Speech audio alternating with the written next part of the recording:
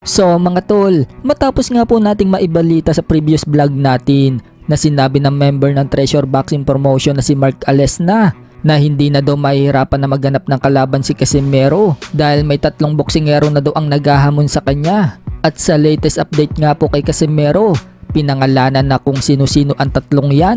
Sa YouTube channel nga po ng defender ni Casimero na si Kuyang Joseph, pinangalanan na kung sino-sino ang 3 boksingerong yan. Yan po ay sina Murodjon Akhmadaliev, Sam Goodman at Rais Alim. Galing nga po ang balitang yan sa promoter ni Casimero na si Masayuki Ito na ibinato naman ng member ng Treasure Boxing Promotion na si Mark Alesna dito kay Kuyang Joseph. Ayon kay Kuyang Joseph mga tol, malapit-lapit umano sa 3 yan ay itong si Murodjon Akhmadaliev.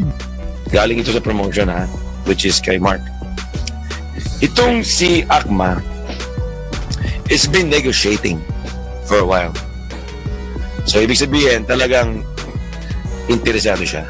Kung matatandaan mga tol, tinalo na nga po ni Marlon Tapales itong si Akhmadaliev at dyan po nakuha ni Tapales ang 2 titulo sa Super Bantam na hawak niya ngayon. Sa kabilang banda naman mga tol, pinangalanan na nga po ang makakalaban ni former WBC Featherweight World Champion Mark Magsayo ngayong darating na December 16 sa Amerika.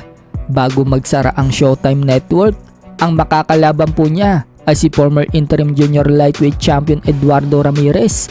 May record na 28 wins, 3 losses and 3 draws with 13 knockouts. Tinalo na nga po ni Isaac Pitbull Cruz itong si Ramirez noong nakaraang taon. Knockout po sa round 2 ang sinapit nito kay Pitbull. Pero nanalo naman itong si Eduardo Ramirez sa pagbabalik niya nito lang August 19, kung saan technical knockout naman ang sinapit ng kalaban niyang si Sebastian Diaz Maldonado.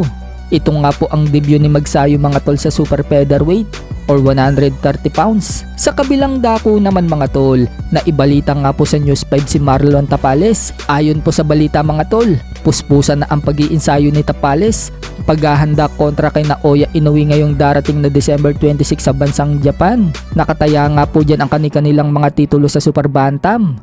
Alas 5 pa nga lang daw ng umaga mga tol, gising na daw itong si Tapales para umpisahan ng tumakbo ng 45 minutes. Pagkatapos, dediretso na ito ng shadow boxing.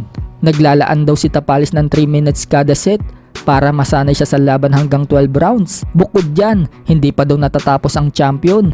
May extra core exercises pa itong ginagawa. Ayon naman sa strength and conditioning coach ni Tapales na si Hatcher, mas pinili daw nila sa Baguio mag-ensayo dahil parehas daw ito sa Japan. Malamig at mataas daw ang elevation. Kaya kapag lumipad na si Tapales pa Japan, 1 linggo bago ang laban, hindi mahihirapan si Tapales at hindi maninibago ang katawan niya.